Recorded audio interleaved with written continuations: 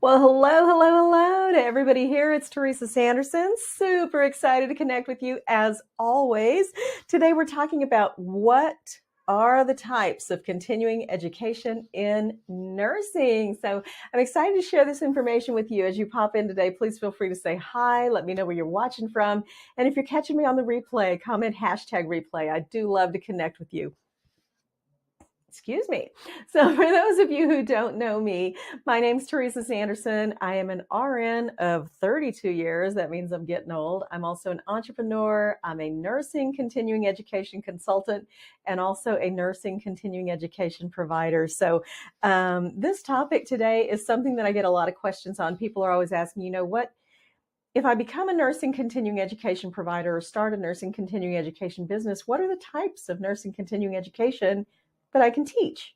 What can I do? So today I'm going to answer that question and go over 5 different types of nursing continuing education courses that can be offered. Okay, so the very first one is conventional classroom courses. So say you had an event or maybe you had an appointment at a doctor's office and you had a prepared nursing CE offering and you just went in over their lunch break, like happens so often, right? A quick lunch and learn, we call those.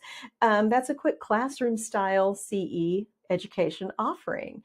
And those can be conferences, they can be short 1 hour type things, but that is a quick classroom style CE education course that is taught in the live space. It's personal, interactive, right? Face to face.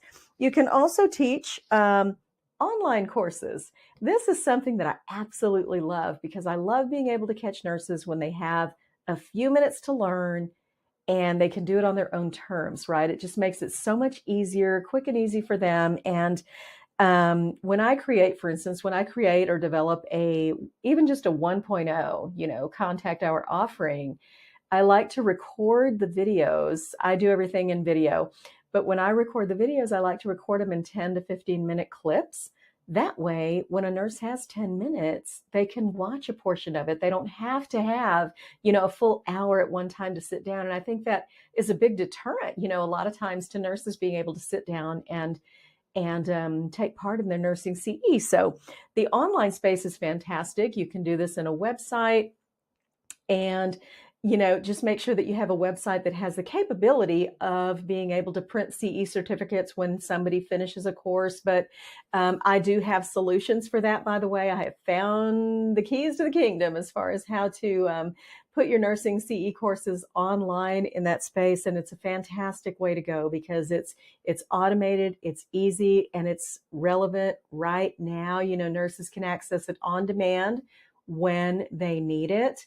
And I think that's just really, really important. We have to keep up with technology and keep up with the times. So offering them in the online space is absolutely fantastic. Another thing I've been a part of online recently was a dear friend of mine had a nursing online summit that was fantastic. So there are a lot of things, and that's like a virtual conference, right? So instead of getting everybody together in a building, we can now do that type of thing in the online space as well. So lots of opportunities. The next thing or type of education is clinical residencies and fellowships, right? If you're taking learning a specific specialty, perhaps you might have a fellowship or a residency type program within a facility. And so that is also a nursing continuing education activity and would be, a qualified activity for nursing continuing education credit. Also, any learning that you do, this is the next type, is for professional certification. So if you do learning specifically for a professional certification, then that is going to count toward continuing education credit. So when I became a certified hospice and palliative nurse, that all of the education and training that I needed to do that counted toward my continuing education credit needs for relicensure. When I became a certified case manager, same thing. So all of that kind of thing is also nursing continuing education. It's fantastic.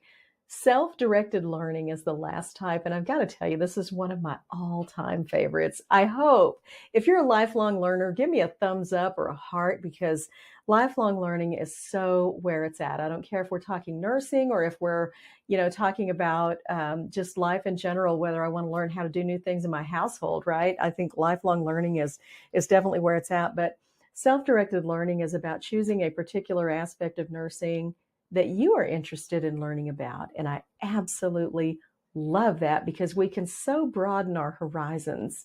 And I think sometimes when we learn things that are outside of our own nursing specialty, for instance, I'm typically a geriatric hospice and palliative care nurse, right? But when I learned new things recently in the communication field about emotional intelligence, I learned how those things can be applied to nursing leadership. So I think that when we do self-directed learning, we can also bring some great things into the nursing profession that maybe haven't been thought of before, but can be vital to changing the landscape for future nurses. So think about that and consider self-directed learning as an important type of continuing ed that can be provided. So the truth is, there are many different types of nursing continuing education, and my goal today was just to educate you on a few of them so that you can see different ways that we can deliver nursing continuing education content. So, and I think nursing CE, it's important for our profession for relicensure, but it's also important, again, for not only our professional development, but for our personal development. Again, when I'm a lifelong learner and I'm learning something that I'm interested in learning about, I'm in the sweet spot. That's just all good for me. And I absolutely love that. So I hope you've enjoyed this today and found this content valuable, this information valuable.